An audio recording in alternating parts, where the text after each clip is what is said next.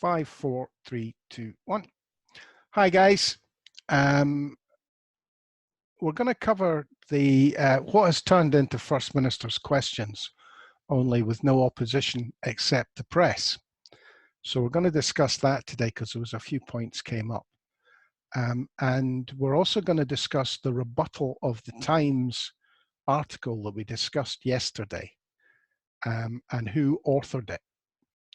So Stuart, you've got a few points you wanted to bring up on the coronavirus presser. Okay, let's start with, there was a few. I know you pulled me up on this one, but I still think it's relevant.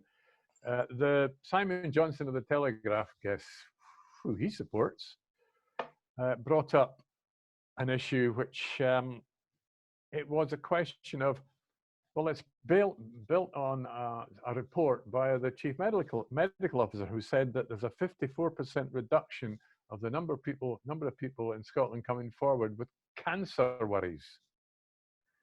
And along comes Simon Johnson saying, well, what are the figures for stroke and heart attack? Well, I'm saying, well, my God, I mean, you don't really know you've got a heart attack or a stroke until it happens. That's not like having a lump and worrying and going along to your GP. Well, I'll jump in again and make my point. It's quite possible to have many strokes and heart problems that are symptomatic of something coming down the line. That he seems to be scared. Jenkins, it's been ignored. I mean, I have personal experience. My dad had a lot of mini strokes that he didn't go to the doctor with. But would you go to the GP about it? You wouldn't know unless you were in a higher level of medical care, would you? Well, I don't know. I mean, it presented as dizziness, really, to my father. I get dizzy every week. But Stuart, that's... Never mind. Can he say that on air? It's low blood pressure. Well, right. Maybe it isn't. Maybe it's a mini stroke, Stuart. Maybe you should go to your GP. I'm monitoring my blood pressure. Okay. Is that showing up for a stroke? I don't know. Don't know enough about it. Okay. You thought that was a question that didn't need to be asked. I thought there was a few stupid questions today that didn't need to be asked. I mean, the lassie for the Sun made a horse's butt herself as per, and the Vivian, whatever her name is, for the record, that was actually, as I say, I think that's quite offensive. I know it's a tabloid newspaper, the record, but to tabloid your question, to lead with another day, another mass death at a care home is ridiculous. I mean, it's plainly obvious that the Daily Record is the newspaper of the Daily Record, and Daily Record and the Labour Party, I'm tying in here. I'd also go as far as to suggest that Jackie Baillie probably phoned her with that question about half an hour before she went live, given that it came from Jackie Baillie's constituency. And for me, it's ludicrous that the press, when we have, no, you're right, it's First Minister's questions without MSPs, the press are just trying to trip her up. They're not looking for information. Or when they ask for information, they're asking for information that they clearly know she can't possibly have at her fingertips. I think there was 4 questions today where she had to say, I'll have to get back to you on that. But that's becoming a daily occurrence. It's becoming a deliberate occurrence. Yeah, let's find a question that there is no answer to. I would agree with that. The idea that at 9 o'clock in the morning, she gets told how many people called Isabel have come down with coronavirus is ridiculous. Mm-hmm. I mean, it's nuts. I mean, there's umpteen layers between her and the front line. Well, that's stupid. I don't think at any point we've seen the First Minister fail to be clearly well briefed. I do think they're missing a trick. I do think they should have a unit sitting in the background, and every time they ask one of these questions, she can say, terribly sorry, I don't have that to hand at the moment. And then 2 seconds later in her earpiece, the guy goes, there are 15 blonde people now in ICU. One of them's got a hair lip. You know. Can we not have a bell ring to start with? Ding! We could get the countdown clock behind her to see if they can do it in 30 seconds as well. That's what I was thinking about, Jimmy, something like that. The big scandal here that they're trying to make into a government scandal is the care homes. It's the incompetence of private hair combs. It's a beautiful bit of spoonerism, Nori. Oh, lovely. It's the fact that private hair combs, I've done it again. Private care homes Yay! are incapable of following self-isolation regulations. Mhm. It's not the Scottish government that's failing here. It's not local councils failing here. It's private care homes not employing staff who they have trained properly for a situation like this. Well, I believe that is a normal situation in a care home. It's the number of times the doors were locked when I went to visit my parents in care home, because somebody had a bout of diarrhea, the flu, norovirus, whatever. Now, it might just be a case of my parents' care home was particularly good at it. I mean, they had qualified nursing staff in that home. The vast majority of them were carers. You know, they were human cleaners is really what they were. You know, and they spoke to people with a smile and they got them cups of tea and bits of cake and so on, cleaned up after them, kept them clean. But the idea that this is somehow the government's fault, what the government's supposed to do? Take over all the care homes. Where are they getting the staff to do that? Well, exactly. I think the whole care home thing, mate, it is huge. We've also got a situation where England aren't admitting to how many deaths they've had in care homes because, well, as far as I'm concerned, they probably don't know. And when they do find out, they certainly don't want that figure getting added onto the death figures that they are producing. Well, the newspapers are totally missing it here. I mean, in Scotland, we understand it because they're all after the Scottish government, the SNP. That's why they question the way they do. The real story here is the incompetence of private care homes. And the fact that the owner or the owners of private care homes are being given a platform to politic and blame the Scottish government for mistakes that they themselves have made. Well, I mean, it's the same with their pleas for more PPE. Private care homes shouldn't necessarily need PPE from the Scottish NHS stockpile. They should have their own stockpiles. The fact that they've chosen not to have them is not down to the government. The only reason that private care homes, should have to use the NHS stockpile is because they can't get the gear. That's the only reason. Otherwise, they should be paying for it themselves because they're private businesses. But as usual, private businesses are only responsible for profits. They're not responsible for running the businesses either legally or competently.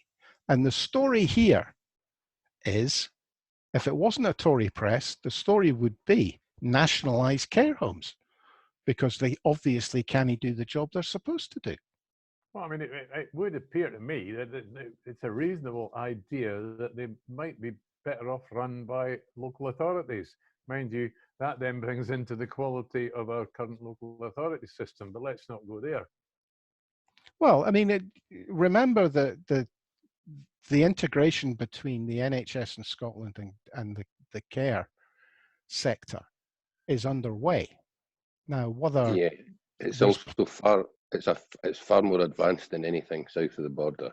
Well, whether there's plans within that to up the standards, I don't know. But what should come out of this scare is the incompetence shown in certain care homes. And I don't for a minute accuse every private care home of being not up to scratch, but it certainly looks like there are some. Are you fair? Can I just pull you on that word scare? I think it's slightly worse than that, Nori. This is a scandal or it's an emergency. Can we move on a bit? I just want to mention another thing that I learned from today's First Minister's questions. We've almost renamed it the Scottish Government briefing.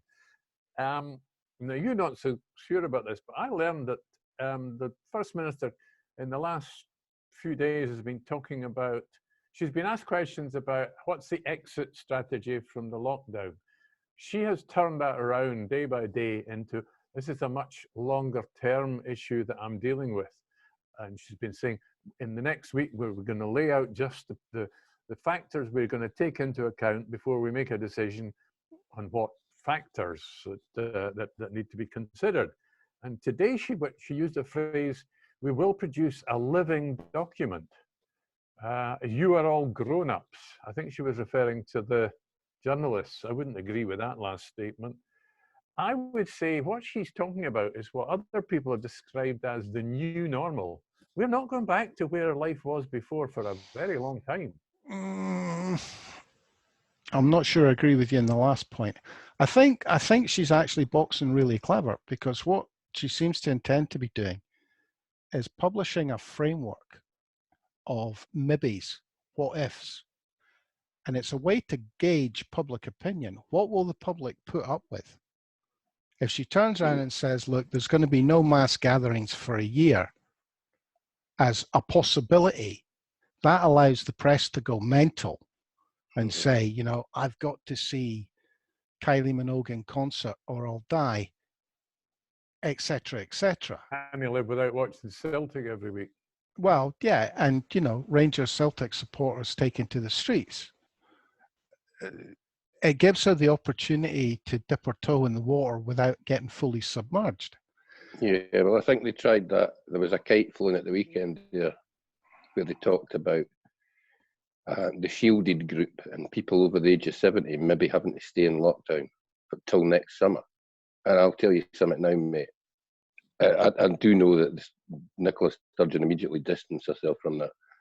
But I'll tell you something now.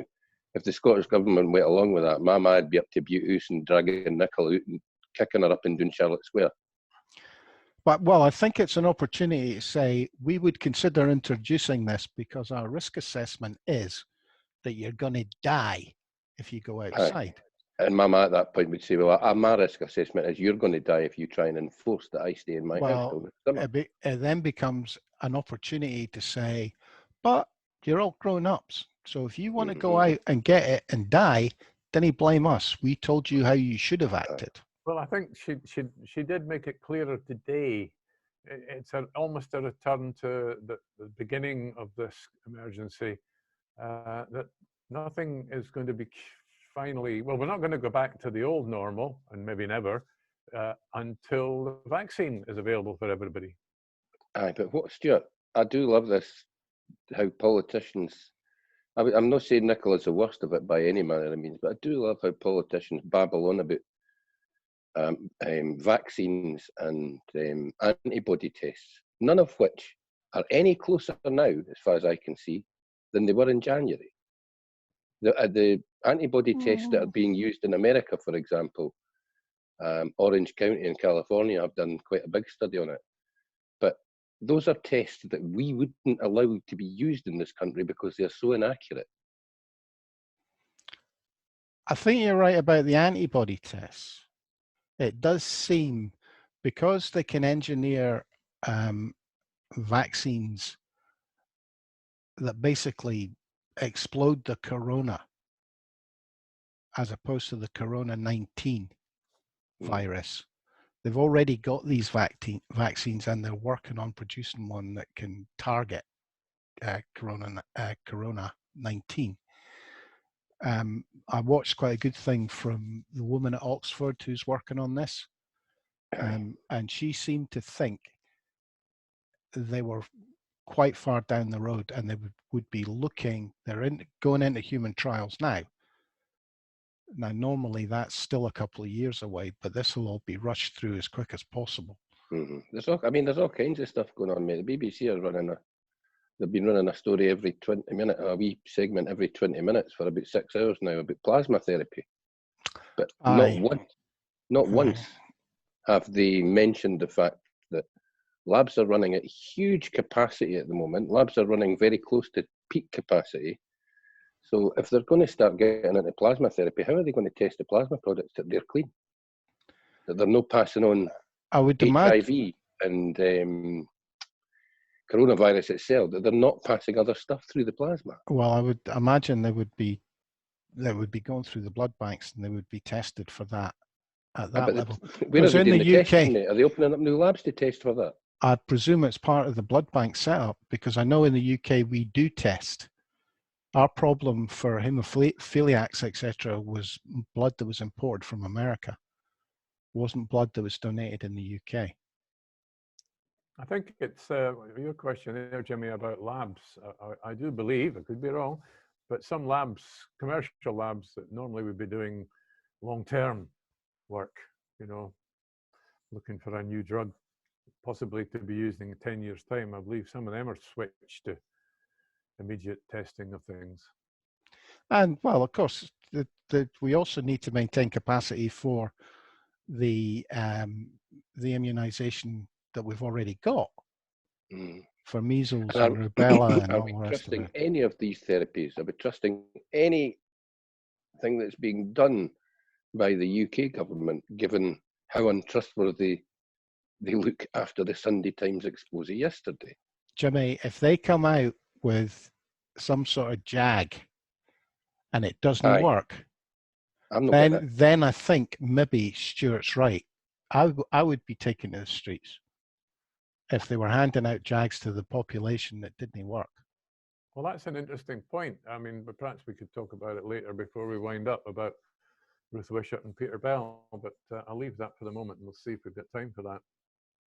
Well, I was thinking we could move on to the rebuttal of the Times article that was published on Sunday. Oh, I'd like to give plaudits to Jimmy Hutton. I mean, he seems to be the only person that's actually named the person that's written it. Apparently, there's some anonymous inanimate person called Number 10 who's rebutted everything that was written in the Sunday Times yesterday. Sorry, can I suggest that's just a nickname? I wonder whose nickname it could be, Jimmy. Aye, Dominic, old Osram, light bulb face.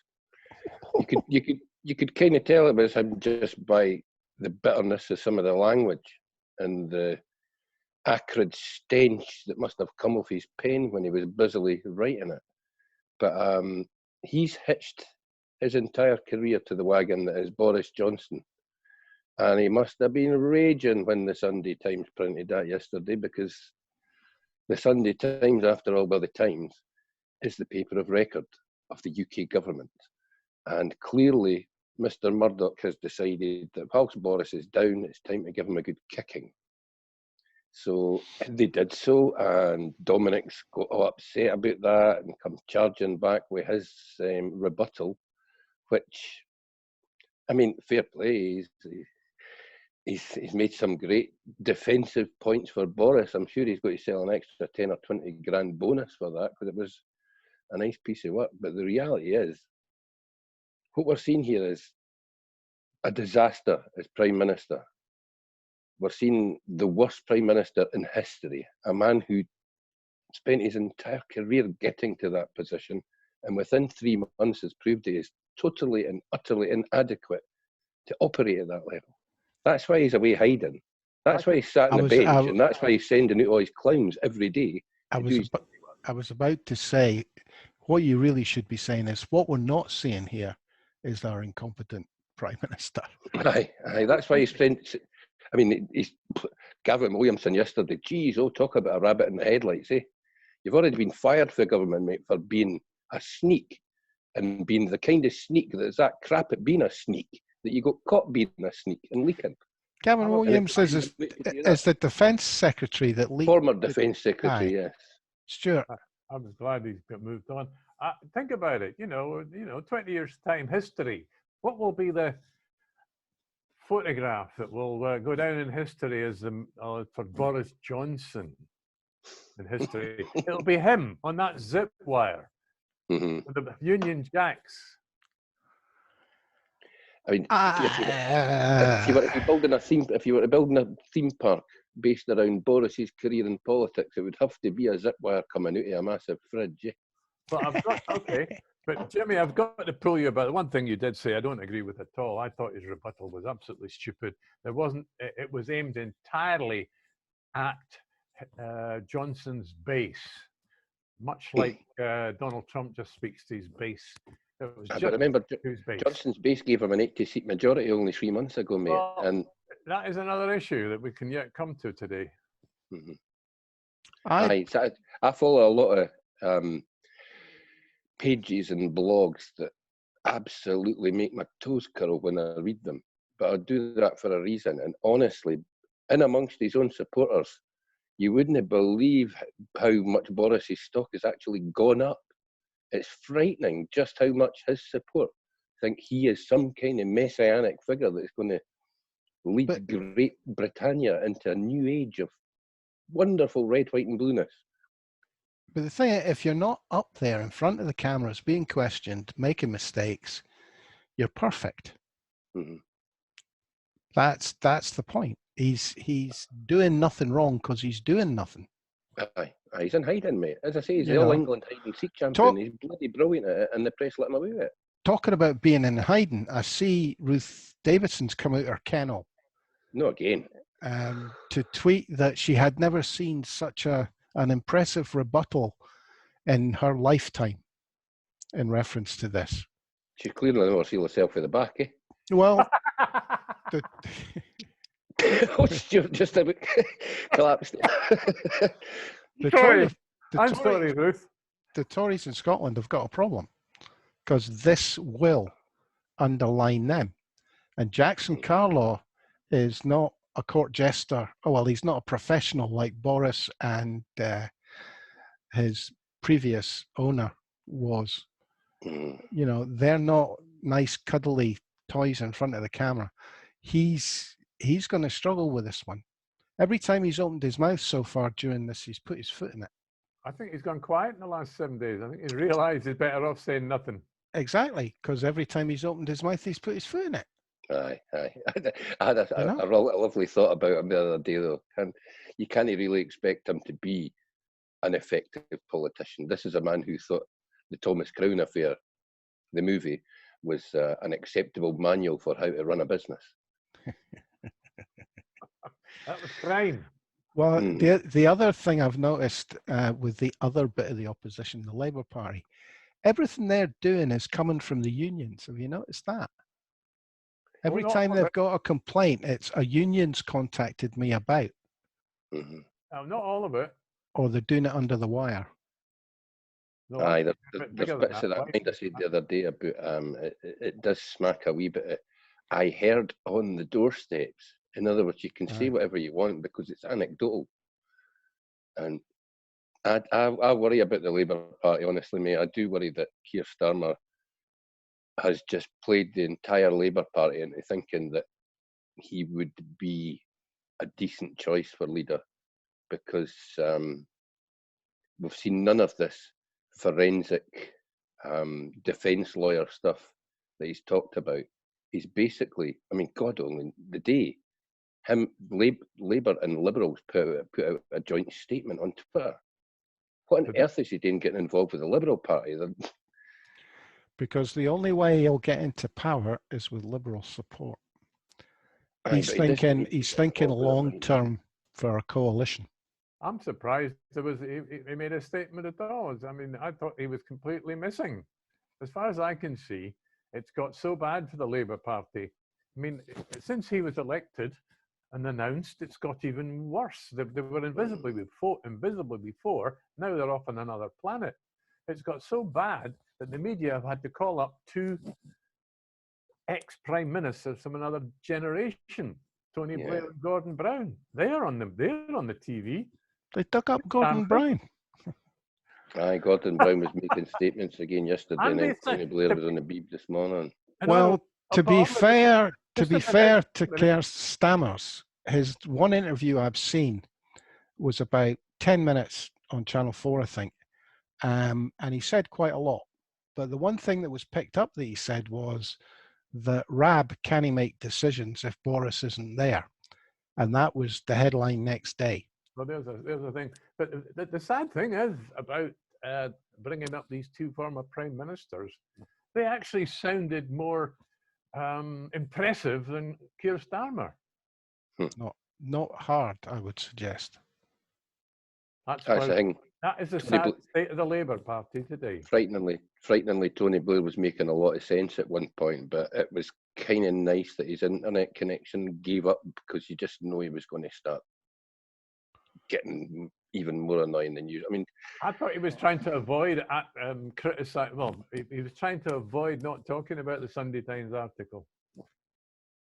he didn't. He really didn't want to get dragged into criticising Boris Johnson too much. He made a big point of saying it's very difficult when you're in that position, which says a lot about Labour and Tories. They are far closer than people really are led to believe a lot of the time. I was going to make a wee suggestion. I was going to suggest tomorrow, guys, we do a bit of research and we have a chat about what we think could change realistically because of this. Oh God, oh, that might upset me. I might end up depressed. Aye. Um, Well, see, all this, there is a lot of talk about the new normal and where we'll go after it and what have you. But as I say, a lot of people are saying that things are going to be different, but you're still going to have a Tory government with an 80-seat majority, and we're still going to be leaving the EU at the end of the year. So, Well, does that not take us to the Ruth Wishart article and then Peter A. Bell's response to it? well, which article from Ruth? Well, she kind of more or less articulated what we already think about. That she brought in both Donald Trump and Boris Johnson, but to be honest, the first part of the article about Donald Trump I just threw in the bucket. But then I had a read of the second part about Boris Johnson, and you've got it's Peter Bell's. It's not a rebuttal, but Peter Bell is basically saying, you see, Ruth Wishart's saying, look at the terrible government we've got in the USA and the UK, and isn't that terrible? But Peter Bell's pointing out that this is what our wonderful democracy has given us. These people were elected, both of them, by a majority of our electorate. And my argument is this, Peter Bell doesn't make it, but my conclusion is that, you can't change the electorate. What are you left with? You're left with a revolution or an uprising, because you cannot. That's the only alternative. Well, I'd like to make one point here. Then neither one of them was elected by a majority of the electorate. Well, Donald Trump lost the popular vote. But they were elected. He won the system that they have in America. And Boris Johnson only got 40% of the vote. Well, less than that. They won by our current democratic system, which is supposedly a world leader. Well, they can't both be leaders because they're different. I'm not particularly worried about that. I actually do think that the upshot of this is going to be a second independence referendum. That's because this is a world, though. Well, you can forget America. You can absolutely forget America. If Trump gets in again, America's an island. Forget it. If he wins again, he'll double down on all the stupidity that he's already. The rest of the world created. will make sure that America's an island. Nobody else will want to deal with them. Their economy is shot to bits. The overseas debt that they have is held by the economy that's just, or mostly held by the economy that's just about to overtake them as the leading economy in the world.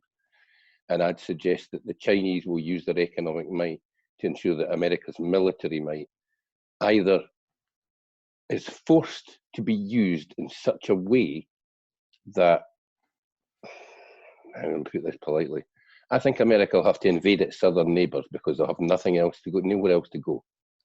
Well, I do think if there's a serious cutoff, if America ceases to be the policeman of the world, why would Western democracies spend money on American hardware? Why don't they just make their own hardware? I think I'd rather not have any hardware, even if it is built in Paraguay. And again, why would any companies anywhere in the world, or any countries anywhere in the world, want to ensure the existence and the continuing profit companies like Boeing. When Boeing, just throwing them, pulling them out the air as an example, I shouldn't be pulling them out the air, should I? But they lied to us consistently, particularly over that new jet that hit the ground a couple of times and cost a few hundred deaths before they grounded it. Why would anybody want to buy Boeing when Airbus are making safer stuff now? The Russians build safer planes than the Americans at the minute. That's saying something. Aye. Used to be quite regular for their jets to fall out of the air, didn't it? It did. And I think the Russians are also better at hacking than anybody else. Well, Better than the Chinese. It certainly seems to be that way. They're certainly pretty well organised when it comes to well, setting up, accounts, setting up fake accounts and influencing elections. Our elected representatives don't think so. They think China's got an ear in every computer in the land. Well, they have, mate, because they let China build the 4G network. So they're whinging about building the 5G network. The 5G network's going to piggyback the 4G that's already in the ground.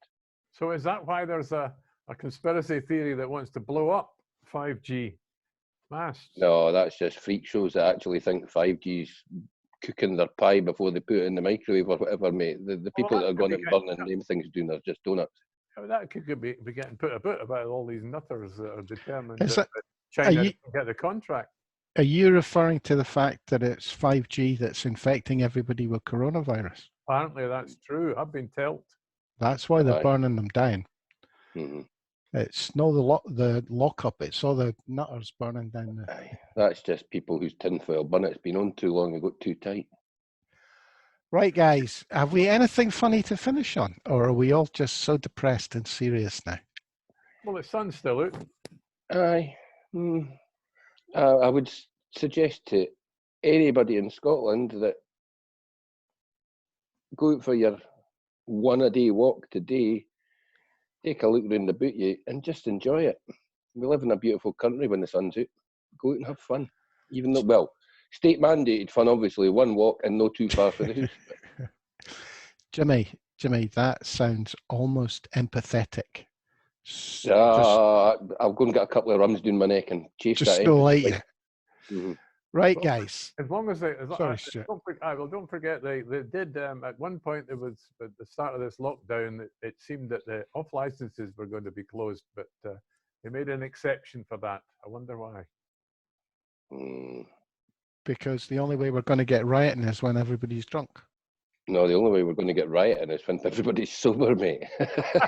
That's why they keep the supermarkets open and let them sell you bevy. If they take the bevy off the Scots, we'll be going down there and slapping them into submission and showing them how to run a country. Right, guys, I think we will call it a day at that, having discussed the important alcohol outlets. Thanks, Stuart Lockhead and Jimmy Hutton. I'm Norrie Stewart. Thanks for listening, folks. And we'll no doubt speak to you again tomorrow. Cheers for now.